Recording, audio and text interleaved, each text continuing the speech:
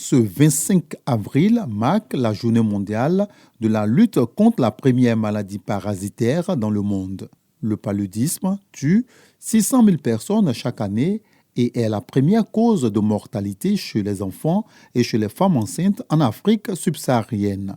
En Côte d'Ivoire, selon le ministère de la Santé, de l'Hygiène publique et de la couverture maladie universelle, les résultats de la lutte contre le paludisme sont satisfaisants, en témoigne le taux de morbidité en baisse de 60%. Ces résultats sont le fruit des efforts conjugués du gouvernement, des partenaires techniques et financiers, ainsi que des communautés elles-mêmes.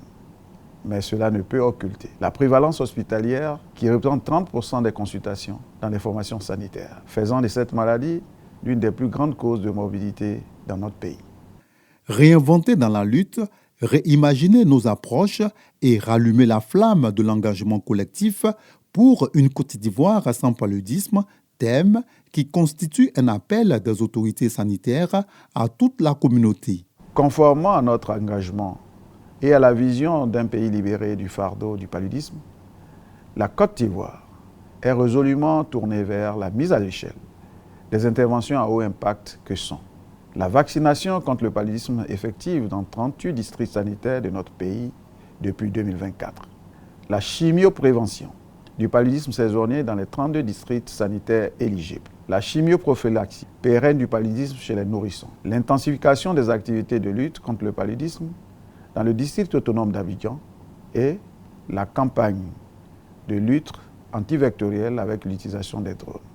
La synergie de ces interventions associée à la prise en charge correcte des cas de paludisme, à l'utilisation effective des moustiquaires, à l'assainissement de notre cadre de vie et à la chimioprévention du paludisme chez la femme enceinte permettra d'atteindre nos objectifs. La mobilisation générale contre cette pandémie contribuera à atteindre l'une des cibles de l'objectif du millénaire de développement qui consiste à maîtriser le paludisme et à inverser la tendance actuelle.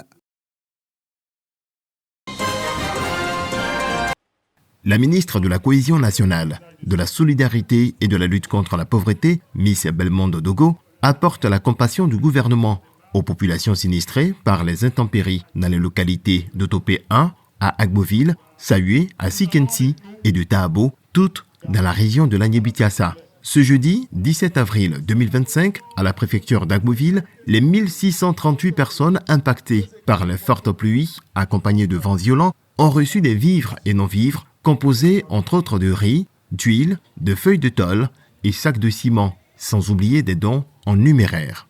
Madame le ministre, votre visite et votre aide que vous nous apportez témoignent de cette solidarité nationale. Accompagné du ministre Pierre Demba, par ailleurs président du conseil régional de l'Agné-Biatiassa, et Mamadou Touré, ministre en charge de la jeunesse, Miss Belmondo Dogo se dit marquée par la solidarité des Ivoiriens durant cette période éprouvante. Ces vents violents et ces pluies ont amené 342 ménages à se retrouver sans abri.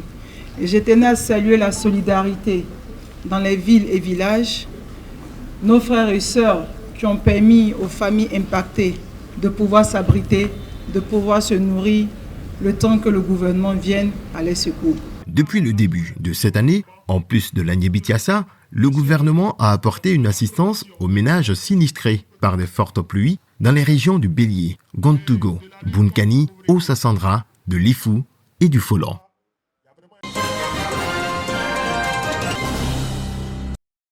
« 25 nations et 400 participants inscrits prennent part au 46e championnat d'Afrique senior qui se déroule à Abidjan, au Palais des Sports de Treichville. Tant sur le plan organisationnel que sportif, la Côte d'Ivoire est prête pour les différents défis. Nous sortons de deux grosses organisations. L'Open 2023, qui a été plébiscité meilleur Open d'Afrique. L'Open 2024, qui a été plébiscité meilleur Open d'Afrique et d'Europe. Donc, quand vous organisez le tournoi du niveau international et qu'après vous revenez sur le continent, votre tâche est moins difficile. Surtout, comme je le dis, on a été suivi, supporté par la tutelle. À la question de savoir si la Côte d'Ivoire a les moyens de rivaliser avec les autres nations, le patron de Côte d'Ivoire Judo a été clair. Le championnat, il est qualificatif pour le championnat du monde. Nos chances de médaille sont réelles parce que nous avons des athlètes qui ont déjà fait le podium africain et c'est quasi les mêmes athlètes qui vont croiser.